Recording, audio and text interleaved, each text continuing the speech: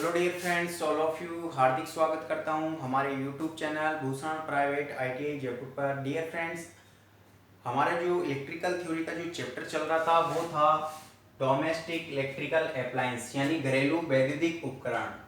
और इस चैप्टर के कुछ टॉपिकों के बारे में हम पहले बात कर चुके हैं, जैसे रूम हीटर, विद्युत स्टोव, विद्युत केतली, विद्युत फ्रेश आदि। तो डियर फ्रेंड्स, आज हम जिस टॉपिक के बारे में बात करने जा रहे हैं वो है हॉट गैस। और हॉट गैस ये घरेलू तथा व्यापारिक स्तर पर खाद्य सामग्री जैसे समोसा, कचौरी, पैटीज, सब्जी आदि को गर्म रखने के लिए जिस वैद्युतिक उपकरण का हम उपयोग करते हैं वह हॉट गैस के नाम से जाना जाता है या जिसे हम हॉट गैस कहते हैं। तो डियर फ्रेंड्स, आज हम इस टॉपिक की संरचना के बारे में और इसके भागों के बारे में और भागों का क्या क्या कार्य होता है उसके बारे में और इसके अनुरक्षण तथा मरम्मत के बारे में जानकारी प्राप्त करेंगे और ये किस सिद्धांत पर कार्य करता है। तो डियर फ्रेंड्स, ये जो हॉट गैस है ये विद्युत के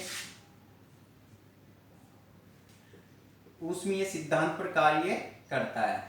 किस पे? ऊष्मीय सिद्धांत पर कार्य करता है। और जो ऊष्मीय सिद्धांत होता है ये होता है कि किसी प्रतिरोधी तार में से यदि विद्युत धारा प्रवाहित की जाए तो वह तार ऊष्मा उत्पन्न करने लगता है। और इसी सिद्धांत पर जितने भी हमारे हीटिंग एलिमेंट वाले उपकरण होते हैं वो कार्य करते हैं। तो डियर फ्रेंड्स, ये बात हुई इसकी कार्य सिद्धांत की। अब बात करते हैं इसकी संरचना की।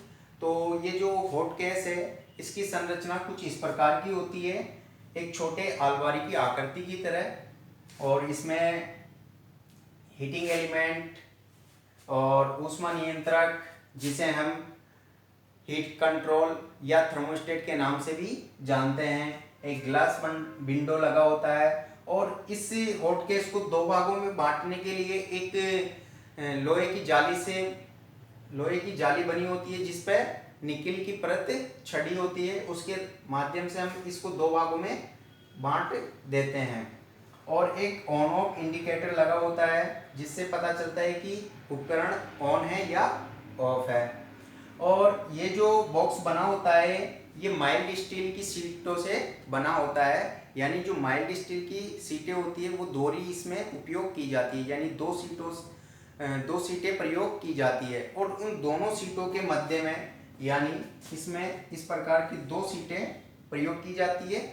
एक तो आंतरिक बॉक्स होता है, एक बाहरी बॉक्स होता है। और इन दोनों सीटों के मध्य में एक ऊष्मा रोधी पदार्थ भरा जाता है, ऊष्मा रोधी पदार्थ भरा जाता है, जैसे थर्माकोल आदि। तो इसमें ये ऊष्मा रोधी पदार्थ इसलिए भरा जाता है जिससे कि इसमें जो ऊष्मा हानि होती है उससे बचा जा सके, इसलिए इसमें ऊष्मा रोधी पदार्थ उपयोग करते हैं। और इसमें एक नीचे की साइड एक हीटिंग एलिमेंट लगा होता है जो बंद प्रकार का हीटिंग एलिमेंट होता है। तो डियर फ्रेंड्स, बात करें इस बंद प्रकार के हीटिंग एलिमेंट की तो इसकी संरचना कुछ इस प्रकार की होती है कि एक पित्तल की नली होती है और पित्तल की नली में एक नाइक्रोम का तार होता है, एक नाइक्रोम का तार होता है। और इस तार के चारों ओर एक अचालक पदार्थ भरा जाता है जिसका कार्य होता है कि ये जो पित्तल की नली होती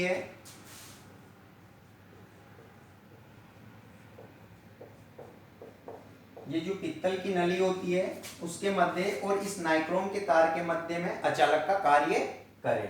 लेकिन ये जो अचालक पदार्थ प्रयोग किया जाता है ये ऐसा अचालक पदार्थ प्रयोग किया जाता है कि ये अचालक के साथ साथ ये ऊष्मा का सुचालक होना चाहिए, यानी ऊष्मा के लिए चालन का कार्य करने वाला पदार्थ होना चाहिए।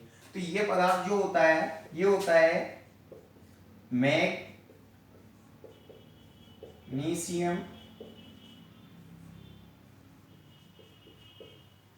ऑक्साइड का चूर्ण होता है। तो इस प्रकार से इसकी संरचना होती है। और जो ये नली होती है, इस नली के जो सिरे होते हैं इनको किसी ऊष्मारोधी पदार्थ से बंद कर दिया जाता है। और जो नाइक्रोम के ये सिरे होते हैं इनको तांबे के मोटे तारों से यहाँ कनेक्ट कर दिया जाता है। और इन तांबे के मोटे तारों को मेंस लीड के द्वारा कनेक्ट कर दिया जाता है, जिससे इस हीटिंग एलिमेंट को हम सप्लाई प्रोवाइड कराते हैं। तो इस प्रकार से ये बंद प्रकार के हीटिंग एलिमेंट की संरचना होती है। तो ये बात हुई इसके संरचना की। तो बात करते हैं इसके वर्किंग प्रोसेस की। तो ये जो हीटिंग एलिमेंट होता है इसके सीरीज में एक ऊष्मा नियंत्रक जिसे हम थर्मोस्टेट कहते हैं वो लगा होता है। जैसे ही इसको हम पहले ही सेट कर देते हैं, जैसे मान लो हम इसको 60 डिग्री सेंटीग्रेड पे सेट करते हैं, तो ये 60 डिग्री सेंटीग्रेड तापमान तक गर्म होने तक ये परिपथ को बंद परिपथ रखता है। और जैसे ही ये 60 डिग्री से अबव इसका टेम्परेचर होता है तो ये परिपथ को तोड़ देता है, जिससे हीटिंग एलिमेंट की सप्लाई रुक जाती है और हीटिंग एलिमेंट बंद हो जाता है। और जैसे ही धीरे धीरे इसका तापमान कम होता है 60 डिग्री से, तो ये वापस सर्किट को ऑन कर देता है, जिससे हीटिंग एलिमेंट वापस चालू हो जाता है। तो इस प्रकार से इसकी ये कार्य प्रणाली है। बात करें इस बॉक्स के आकार की, तो जो ये बॉक्स होता है इसका आकार, इसकी लंबाई की बात करें तो इसकी लंबाई लगभग 50 सेंटीमीटर होती है। और जो इसकी चौड़ाई होती है ये लगभग 40 सेंटीमीटर होती है। और जो इसकी ऊंचाई होती है ये भी लगभग 50 सेंटीमीटर होती है। तो इस प्रकार से ये इसका आकार होता है। और बात करें इसके अनुरक्षण तथा मरम्मत की, तो इसको सप्लाई से विसंयोजित करके यानी इलेक्ट्रिसिटी से डिस्कनेक्ट करके इस उपकरण को और समय समय पर इसकी तली को साफ करते रहना चाहिए। यानी खाद्य सामग्री के कुछ इसमें कुछ रह जाता है खाद्य सामग्री के कण, तो उनको साफ करते रहना चाहिए, जिससे ये बदबू ना आए और गंदा भी ना दिखे। और इसको जहां तक हो सके यथासंभव इसको बंद रखना चाहिए। और इसका हीटिंग एलिमेंट अगर खराब हो जाता है तो उसको परिवर्तित ही करना चाहिए, उसकी मरम्मत नहीं करनी चाहिए, क्योंकि मरम्मत किया हुआ हीटिंग एलिमेंट अधिक समय तक चलता नहीं है। और इस बॉक्स के दरवाजे के पास में एक रबड़ की सीट यानी रबड़ की पट्टी लगी होती है। तो जैसे ही हम इस दरवाजे को बंद करते हैं यानी इसके गेट को बंद करते हैं, तो वो बिल्कुल पूरे हॉट केस को वायु रुद्ध कर देता है, जिससे अंदर का तापमान अंदर रहता है और बाहर का तापमान बाहर रहता है। इस प्रकार से ये इसकी वर्किंग प्रोसेस है। और प्रत्येक भाग का कार्यों के बारे में हमने जानकारी प्राप्त की, इसकी संरचना के बारे में। तो डियर फ्रेंड्स, वीडियो अच्छा लगा हो तो इसे लाइक व शेयर जरूर करें।